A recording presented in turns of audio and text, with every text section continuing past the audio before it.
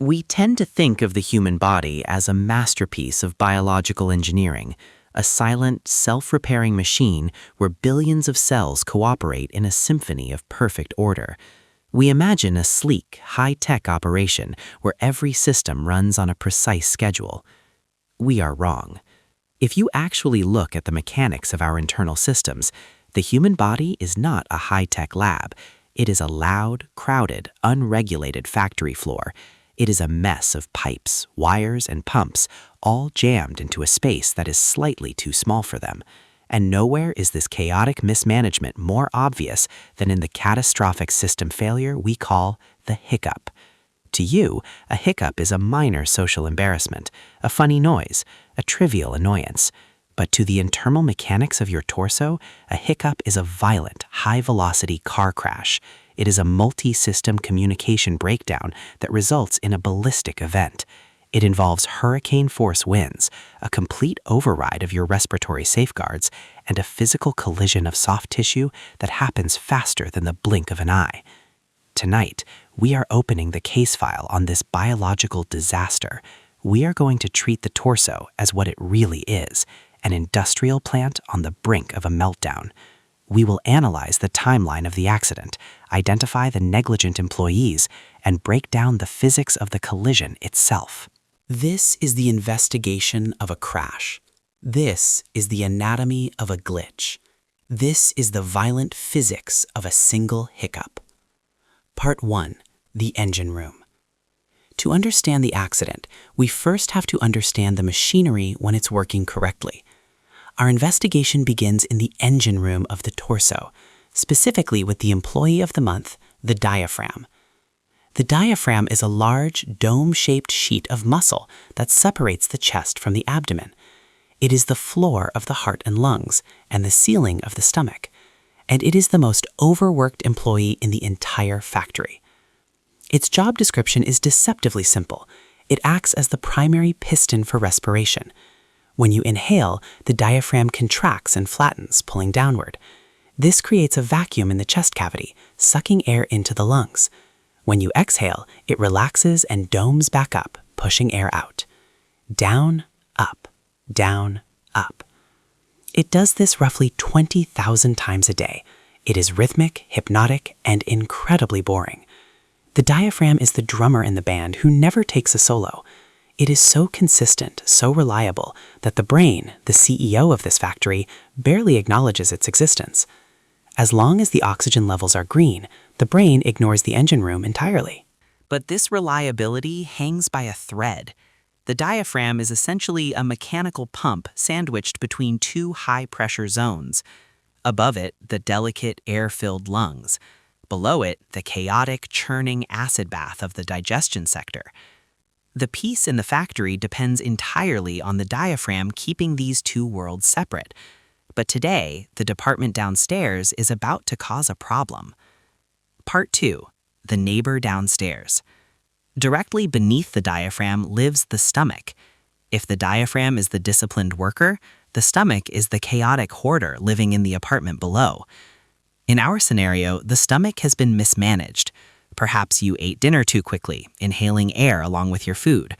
Perhaps you drank a carbonated beverage, releasing millions of gas bubbles into the storage tank. Or perhaps you just ate too much. The result is gastric distension. The stomach expands. It effectively bloats the room. But there is nowhere for the stomach to go. The abdominal cavity is packed tight with intestines, liver, and spleen. Real estate is at a premium. So, the expanding stomach takes the path of least resistance. It pushes up. The ceiling of the stomach presses aggressively against the floor of the diaphragm's office. The workspace is compromised. The diaphragm is no longer contracting in a clear open space. It is now rubbing shoulders with a distended bag of gas and food. This physical encroachment sets the stage for disaster, but the explosion doesn't come from the muscle itself. It comes from the wiring. Part 3. The irritated wire. Running right alongside this crowded, high-pressure border zone are the factory's main communication cables, the phrenic nerve and the vagus nerve. The phrenic nerve is the power cord. It runs from the neck all the way down to the diaphragm. It delivers the electrical command that says, contract now. The vagus nerve is the sensor array, wandering through the abdomen, reporting on the status of the organs. Because of the bloating, because the stomach is shoving its way into the diaphragm's territory, these sensitive wires are getting pinched. Imagine a high-end fiber optic cable being crushed behind a heavy sofa. The data stream begins to corrupt. The nerves are designed to send smooth, rhythmic pulses. Contract, relax, contract, relax. But now, squeezed between the bloated stomach and the irritation of the esophagus, the wires start sending static. The signal is degrading. The brain is sending commands, but the reception is fuzzy. The system is primed for a short circuit. The tension in the torso is rising. The stomach is pushing up, the diaphragm is trying to maintain its rhythm, and the nerves are twitching under the pressure. And then it happens. The spark. At exactly 09 hours, the phrenic nerve misfires. It acts like a frayed wire touching a wet surface. Instead of delivering the standard, gentle, pull-down order to the diaphragm, it delivers a corrupted, maximum voltage surge. This is not a breath, this is a convulsion. The diaphragm receives this cataclysmic signal and reacts instantly. It doesn't contract smoothly, it yanks downward with violent force. It is a spasmodic jerk, dropping the floor of the chest cavity instantaneously. This creates a massive, sudden vacuum in the chest. Physics dictates that nature abhors a vacuum. The pressure inside the lungs drops to critical levels in a fraction of a second. The atmosphere outside your body realizes there is a hole to be filled. Air rushes into your nose and mouth. But this isn't the gentle stream of air you use for breathing or speaking. This is a wind tunnel. The velocity of the intake is massive. The air accelerates down your throat at hurricane speeds, completely unannounced. The factory floor is in chaos. The diaphragm has snapped, the vacuum alarms are blaring, and an unauthorized column of air is hurtling toward the delicate machinery of the throat. Part 5. The security guard. We move now to the throat, specifically the larynx. Sitting at the top of the windpipe is the glottis. You can think of the glottis as the vocal cords, but in this context, it is the factory security guard. Its primary job is to protect the lungs from debris, water, and unauthorized entry. The glottis is usually a chill guy. He opens the doors for air, closes them for swallowing. He's used to the schedule. Suddenly, without any warning from the brain, the glottis sees a massive, high-velocity rush of wind tearing down the hallway. The glottis panics. It doesn't know this is just a diaphragm spasm. It assumes the worst. It assumes you are drowning or choking, or that the system has been breached. Evolution has programmed the glottis to prioritize lung protection above all else. In a split-second reflex, faster than you can consciously think, the glottis slams the blast door shut. The vocal cords snap together to seal the windpipe. Part 6. The collision. This is the moment of impact, the crash itself. You have a column of air traveling at roughly 60 miles per hour, sucked in by the vacuum of the spasm, and you have a wall of tissue that has just slammed shut directly in its path. The air crashes into the closed vocal cords. Slam. The momentum of the air has nowhere to go. It hits the tissue with enough force to shake the entire upper torso. The collision creates a shockwave that vibrates the vocal cords, the larynx, and the surrounding cartilage. This collision is the sound.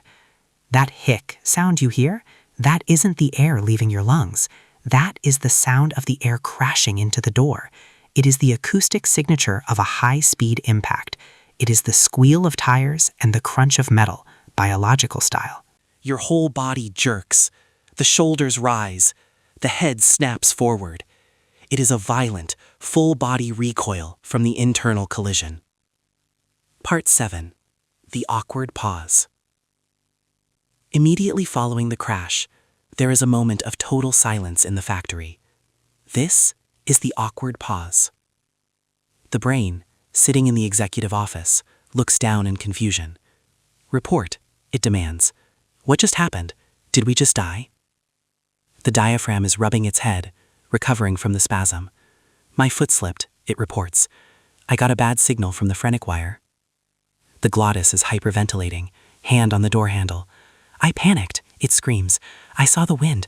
I thought we were going down. I executed emergency protocol Delta." The stomach just gurgles, still bloated, still pressing on the ceiling, taking no responsibility for the chaos it caused. The brain assesses the damage. No structural breaches. Oxygen levels are stabilizing. It accepts the apologies. "All right," the brain says. "False alarm. Everyone back to work. Resume normal breathing rhythm." The glottis opens the doors. The diaphragm resets its position. The factory goes quiet. You, the human, giggle and say, "Excuse me." You think it's over. Part 8. The loop. But the investigation isn't over. Because the underlying safety hazard hasn't been fixed. The brain ordered a return to work, but it didn't clear the blockage in the loading bay. The stomach is still bloated. The pressure is still high. The phrenic nerve is still being pinched behind the sofa. 5 seconds pass. The rhythm seems normal. Down, up, down, up. And then the static returns. The wire shorts out again. Spasm. The diaphragm yanks. The vacuum opens. The wind rushes. The glottis screams and slams the door. Hic. The second crash occurs. Now the brain realizes this isn't an isolated accident. This is a system loop. The software is glitching. The rhythm is broken. And the factory is caught in a cycle of self-destruction. Part 9. The hard reboot. This is where things get desperate. The hiccup bout has established itself. The nerves are hypersensitive, firing triggers at random intervals. The standard operating procedures have failed. The brain realizes it needs to perform a hard reboot of the system. It needs to shock the factory back into a default state. But since the brain cannot reach inside and fix the wires manually, it resorts to what we call folk remedies. But let's look at these remedies for what they really are: industrial emergency protocols. Protocol Alpha, the CO2 scrub. Someone tells you to hold your breath. Why? The brain is trying to starve the glitch. By halting respiration and letting carbon dioxide build up in the blood, the brain is sending a high-priority override command to the diaphragm. High CO2 levels scream danger to the respiratory center. The hope is that the desperation for oxygen will force the diaphragm to reset its rhythm and focus on steady, deep breathing, overriding the twitchy nerve signal. It's like freezing a computer program hoping it unjams itself. Protocol Beta, the hydro override. You try drinking water upside down or taking 10 rapid gulps. This is not magic, it's a distraction technique. Swallowing is a complex motor sequence that requires the vagus nerve to coordinate huge amounts of muscle activity. By forcing the system to focus intensely on a difficult swallowing task, the brain hopes to jam the communication lines with so much data that the hiccup signal gets lost in the noise. We are trying to distract the phrenic nerve by making the vagus nerve do gymnastics. Protocol Gamma, the jump scare. Someone jumps out from behind a door and screams, "Boo!" This is the nuclear option. The brain dumps a bucket of adrenaline into the bloodstream. The fight or flight system engages. Every department in the factory goes to red alert. In a life or death situation, the body does not have time for hiccups. The adrenaline surge is designed to wipe the slate clean, overriding all minor autonomic functions to focus on survival. We are effectively trying to scare the software glitch out of the system. Part 10. The fade out. Sometimes these protocols work. Sometimes they fail miserably. But eventually the case resolves itself. The gas in the stomach dissipates. The pressure on the nerve eases. The static clears from the line. The phrenic nerve fires a signal. It's clean. It's smooth. The diaphragm contracts gently. The glottis remains open. Air flows silently into the lungs. The rhythm returns. Down, up, down, up. The factory goes back to its boring, deafeningly quiet routine. The organs never acknowledge the chaos that just occurred. There is no debriefing. No incident report is filed. The brain simply moves on to the next task: walking, talking, or scrolling through a phone. Conclusion. The hiccup is a reminder of the fragility of our internal industrial complex. We like to think we are evolved, sophisticated beings, but deep down, we are just a stack of twitchy wires and wet pumps, prone to mechanical failure at the slightest provocation. It is a violent, ballistic, chaotic event that serves absolutely no purpose, wastes energy, and risks structural damage to the throat. It is a flaw in the design, a bug in the code. So the next time you hear that sharp hic, don't laugh. Show some respect. You are listening to the sound of a factory floor in crisis, a high-speed collision happening inside a ribcage, and a desperate struggle to keep the machine running. It is a disaster. It is physics, and it is happening to you. Good night.